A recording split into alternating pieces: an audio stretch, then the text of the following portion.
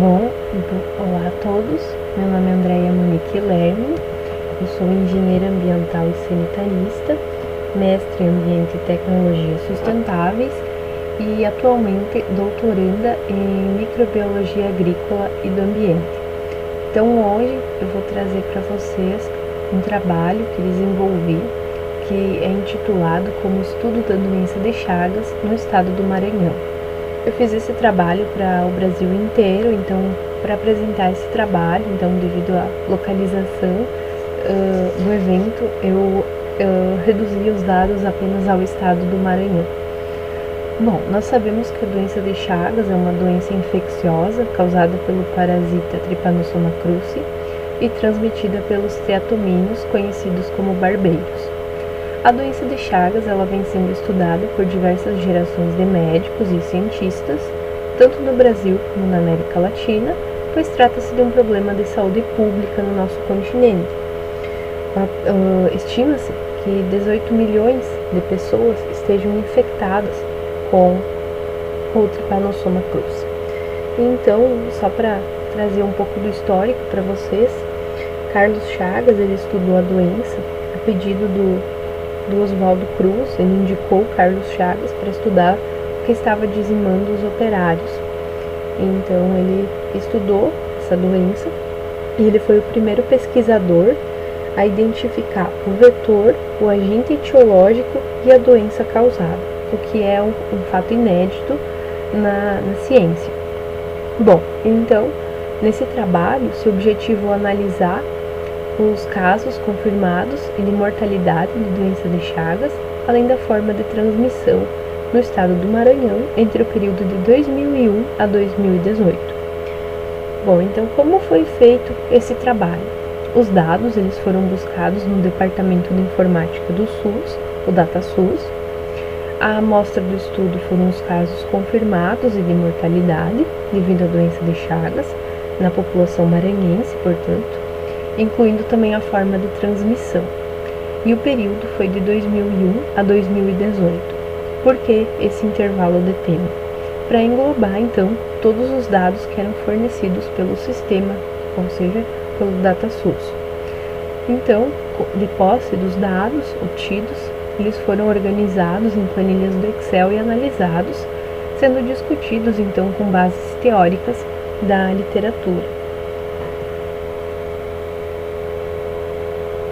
Então, em relação aos resultados obtidos, foi visto que nesse período estudado, de 2001 a 2018, foram 75 casos confirmados de doença de Chagas, sendo que 44 casos referem-se a homens e 31 a mulheres.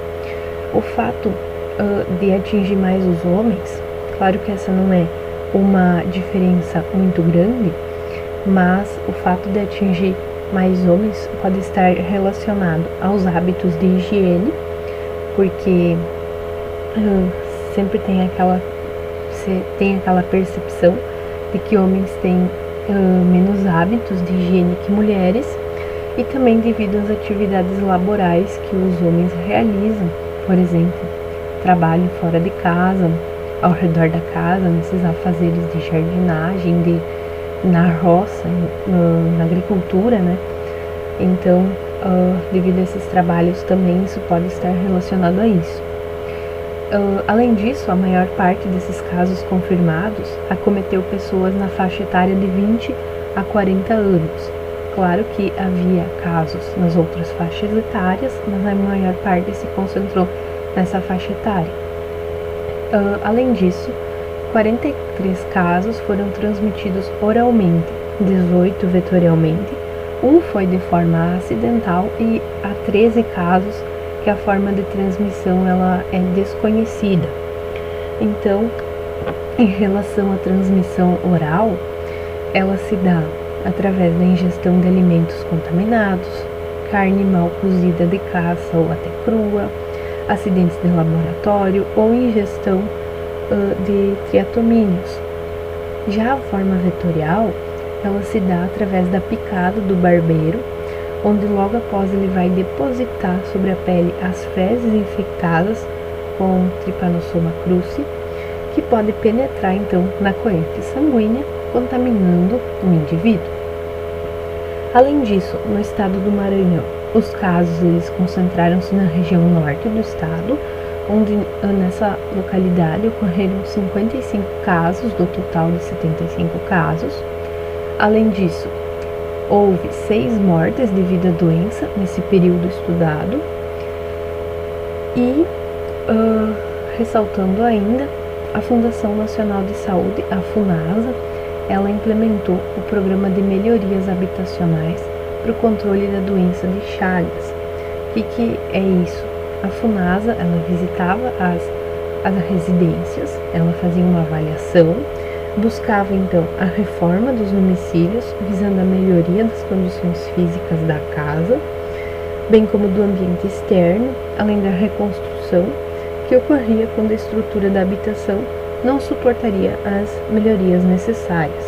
Então, a FUNASA desenvolveu esse papel durante um bom tempo e isso auxiliou na diminuição dos casos de doença de Chagas.